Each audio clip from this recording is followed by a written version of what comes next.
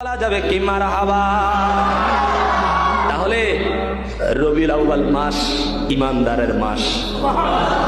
এই রবিউল আউয়াল মাস আমাদের সামনে, এটা একটু টাচ করে দিলাম, মানে কি মনে করিয়ে দিলাম, কারণ ইমানদারদের মাস রবিউল আউয়াল মাস, মুমিনের মাস রবিউল আউয়াল মাস, মুত্তাকিনের মাস রবিউল আউয়াল মাস, একজন প্রেমিকের মাস রবিউল আউয়াল মাস।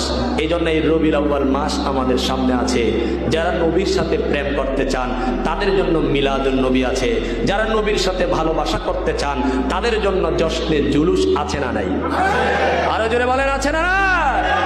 এই জন্য ইনশাআল্লাহ আমরা যারা মুমিন ইমানদার, আমরা যারা আল্লাহ তাআলার খাস বান্দা, রাসূলের খাস উম্মত, আমাদের জন্য সেই মাস সামনে অপেক্ষা করছে। আমরা সবাই ইনশাআল্লাহ প্রস্তুতি গ্রহণ করব। রাজি আছি না নাই? আমরা প্রস্তুতি গ্রহণ করব।